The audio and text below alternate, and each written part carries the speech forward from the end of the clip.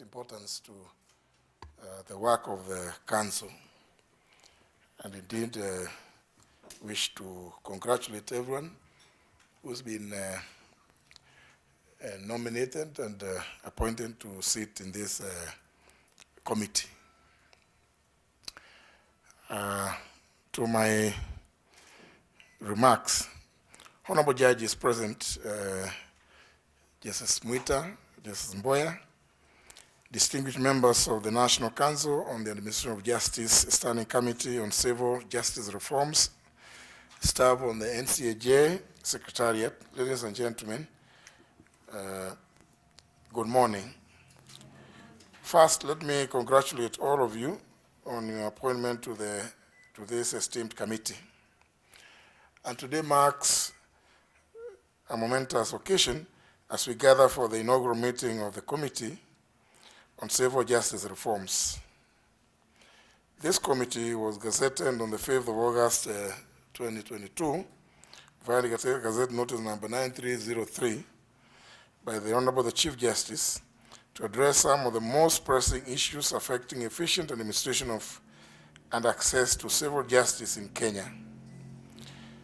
Our main objective is thus to ensure that the civil justice system operates and serves Kenyans in expediency, fairness, and in accordance with the dictates of the Constitution.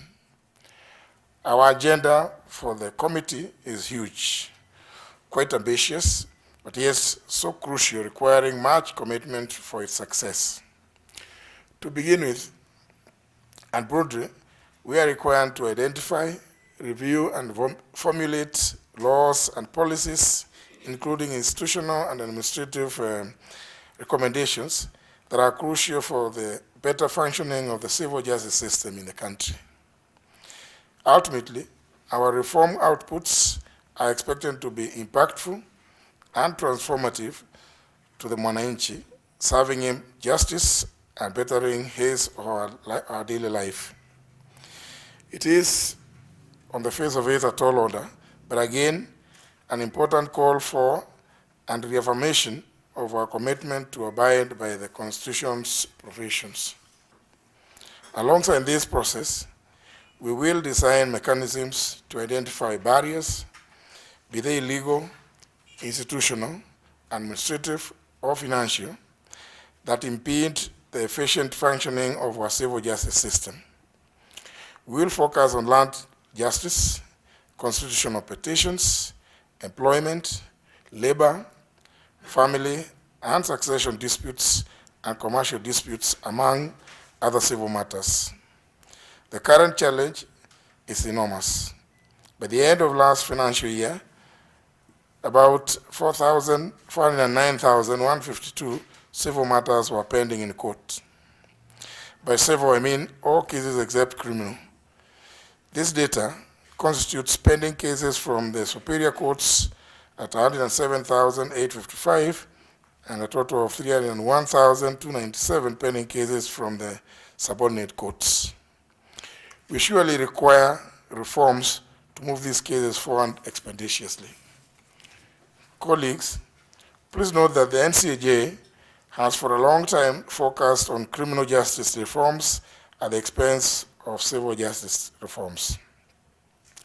This narrative and order of things have now changed, and we need to start a conversation, even downstream at court users level, on enhancing the efficient administration of civil justice.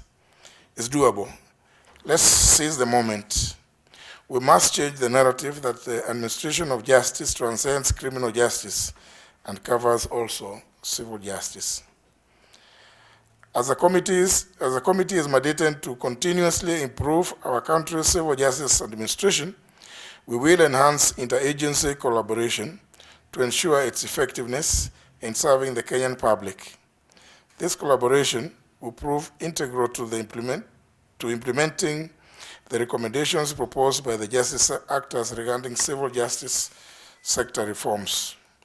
We will also be advising the best practices for the efficient administration of civil justice.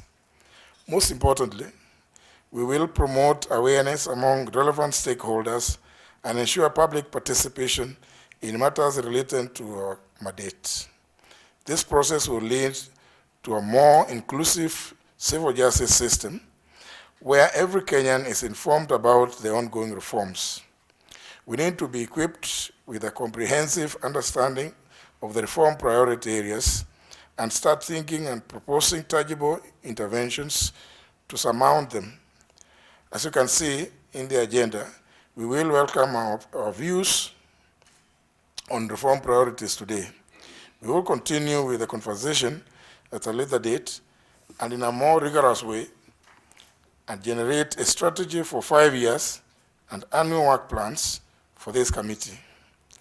Moving forward, implementing our mandate as per the terms of reference will allow us to stay at the forefront of reforms and adopt measures worldwide that can benefit the Kenyans greatly.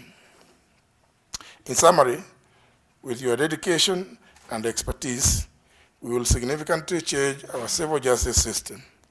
Together we can create an environment where justice is served efficiently and equitably for all Kenyans.